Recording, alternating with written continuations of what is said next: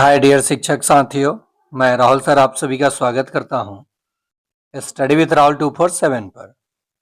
जैसा कि आप सभी सक्षमता 3 और 4 को लेकर के जो योगदान के लिए पेपर का कटिंग आया, अभी किसी जिला में पत्र नहीं आया हुआ है।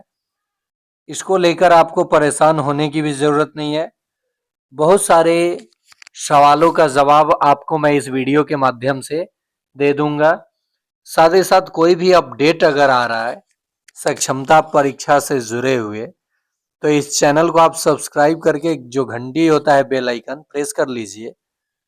जब भी मैं कोई अपडेट दूंगा आप पे नोटिफिकेशन चला जाएगा। देखिए, बहुत सारे शिक्षक असमंजस में पड़े हुए हैं कि सक्षमता 3 और 4 में हम उत्तीर्ण किए हैं, हमारा काउंसलिंग भी सफलतापूर्वक हो चुका है, ना ही हम डाउटफुल में रहे हैं और ना ही मेरा थंब इम्प्रेशन छूटा था। तो आप लोगों का जो योगदान पत्र है, मूल विद्यालय में योगदान के लिए जो योगदान पत्र मिलने वाला है, ये ऑनलाइन वेबसाइट से आप डाउनलोड करेंगे या ऑफलाइन आपको आपके जिला से बीआरसी में, फिर बीआरसी से आपके हाथों में मिलेगा। इन सभी प्रश्नों को लेकर के आप काफ़ी परेशान होंगे। तो मैं बता दूं कि लिंक मैंने चेक किया बिहार विद्यालय परीक्षा समिति की, जिस पे कहा गया है कि शिक्षकों को 26 से लेकर के 31 तक योगदान पत्र मिलेगा। लेकिन अभी 26 तो है नहीं, 23 है। अगर ऐसा कुछ भी होता है, लिंक एक्टिवेट होगा। जैसे आप अभी देख सकते हैं, मैंने बिहार विद्यालय परीक्षा समिति पर देखा तो DPO login for verification of सक्षमता एग्जामिनेशन 5, ये जब आप लोगों का काउंसलिंग हुआ था तब के लिए था। डीपीओ लॉगिन करके वेरिफिकेशन जो सक्षमता 5 का आपका हुआ है डॉक्यूमेंट वेरिफिकेशन, उसका लिंक था। Click here to view download सक्षमता एग्जाम 4 2025, ये दोनों लिंक उसके नीचे 3 का लिंक था। अभी तक कोई लिंक एक्टिवेट नहीं किया गया है और ना ही आपको ऑनलाइन योगदान पत्र की अभी बात कही गई है। ये सारे पत्र ऑनलाइन डिजिटली साइन के माध्यम से आपके जिला में, जिला से हो सके बीआरसी में, बीआरसी से आपको मिले, और नहीं तो हो सके कि आपको जिला में ही बुलाया जा सके। तो आप योगदान पत्र लेंगे और योगदान की जो तिथि निर्धारित की गई है आप सभी को अच्छे से पता है। 1 अप्रैल से लेकर के 10 अप्रैल के बीच आप योगदान करेंगे। लेकिन इस बीच 2 तरह के शिक्षक परेशान हैं। एक तो जिनका काउंसलिंग हुआ और उनको किसी डॉक्यूमेंट में डाउटफुल कर दिया गया, लेकिन रिसीविंग उनको मिला हुआ है। देखिए, मैं क्यों कह रहा हूँ कि डाउटफुल वाले शिक्षकों को अभी परेशान होने की ज़रूरत नहीं है, क्योंकि आपको डाउटफुल वो किया है किसी न किसी डॉक्यूमेंट ना अपलोड करने के चक्कर में, या फिर गलत डॉक्यूमेंट अपलोड करने के चक्कर में। आपके साथ क्या प्रॉब्लम हुआ था आप कमेंट बॉक्स में कमेंट कीजिएगा।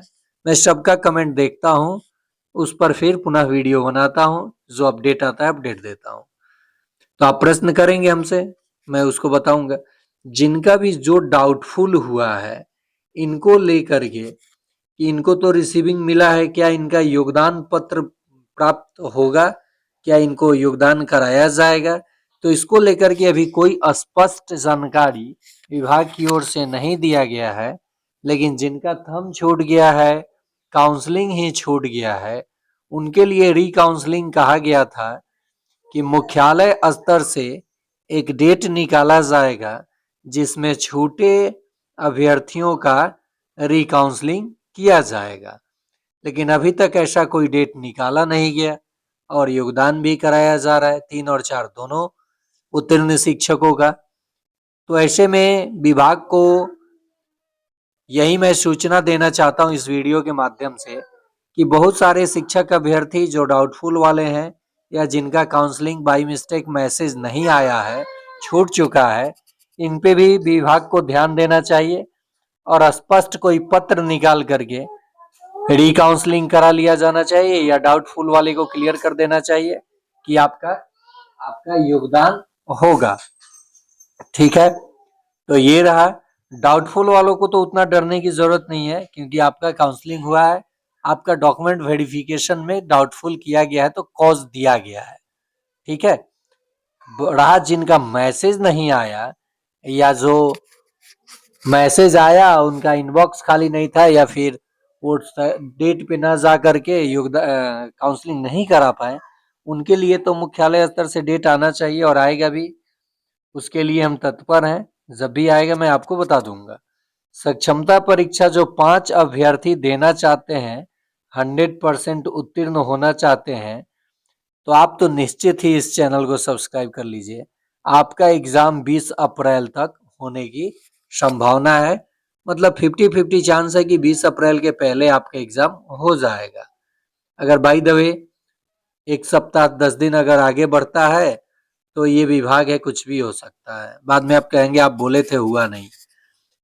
अब रहा कि एक प्रश्न आप लोगों के मन में बहुत चल रहा है कि अभी फिलहाल में 12 वर्ष और 8 वर्ष वाला जो प्रमोशन की बात है, मैंने सभी शिक्षकों से कहा जो लोग जुड़े हैं हमारे ग्रुप में, कि आप वो अगर डॉक्यूमेंट मांगा जा रहा है प्रमोशन वाला नियोजित शिक्षक का तो आप भी दे दीजिए, और आप नियोजित रहें या विशिष्ट बने ये लेकर के असमंजस में पड़े हुए हैं।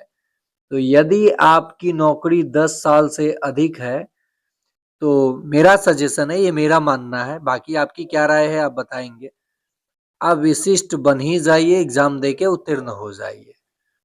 रहा बात कि यदि आप किसी कारणवश से एग्जाम नहीं देना चाहते हैं या उत्तीर्ण नहीं होते हैं, तो आपकी नौकरी कहीं से कोई खतरे में नहीं है, आप नियोजित ही बन के रहेंगे। जो लाभ आपको पहले से मिलता है वो मिलेगा, ये किसी के रोकने से रुकेगा नहीं। लेकिन सेवानिवृत्ति के बाद, यानी जिसको हम लोग इंग्लिश में रिटायरमेंट बोलते हैं, उसके बाद आपको क्या मिलेगा नहीं मिलेगा, ये जो आप ईपीएफ की क्या कटाते हैं 1800, उसको लेकर के मैं अच्छे से उसका स्टडी करके उसका कंक्लूजन निकाल कर मैं आप सभी को जानकारी दूंगा। ऐसे बिना जानकारी का मैं नहीं बता सकता क्या कुछ होगा। हाँ, ये जरूर है कि 12 साल वाला कालबद्ध प्रोन्नति नियोजित शिक्षकों का होगा, जो वेतन मिल रहा है। जो 1 to 5 कैडर के शिक्षक हैं, अगर वो ग्रेजुएट हैं तो 6 to 8 कैडर के शिक्षक होंगे, और जो वेतन है उनका एक इंक्रीमेंट के साथ उनको वेतन मिलेगा। ये केस विशिष्ट शिक्षकों के लिए भी लागू होता है, तो क्यों ना हम विशिष्ट बने। बाकी आपकी मर्जी है, कोई भी प्रश्न है तो आप बेहिचक कमेंट कीजिए। और रहा बात कि आपको 26 तारीख से पता चलेगा कि आपका जो योगदान पत्र है वो जिला में या बीआरसी में या ऑनलाइन डाउनलोड करना है। तो अगर ये सारी चीज़ों का अप टू डेट आप लगातार पाना चाहते हैं तो निश्चित ही सब्सक्राइब कर लीजिए इस चैनल को और लाइक कीजिए। और रीकाउंसलिंग वाले को परेशान होने की जरूरत नहीं है, रीकाउंसलिंग होगा। और जितने भी 5 एग्जाम देने वाले हैं वे सभी बिल्कुल प्रतिदिन 7 पीएम में लाइव क्लास में जरूर जुड़े। जो लोग नहीं जुड़े हैं 249 पे करके अवश्य जुड़े। आज के लिए इतना ही, धन्यवाद।